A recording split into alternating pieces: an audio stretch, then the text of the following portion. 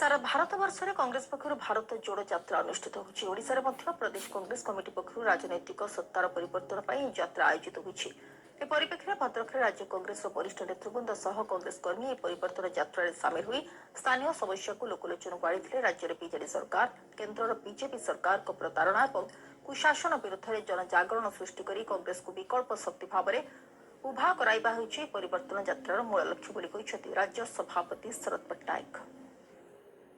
भारत जोड़ो कार्यक्रम अक्टोबर 31 तारिख भुवनेश्वर बाहरी गत काली 100 किलोमीटर हमर भारत जोड़ो कार्यक्रम सारिकी बर्तमान आसुचु।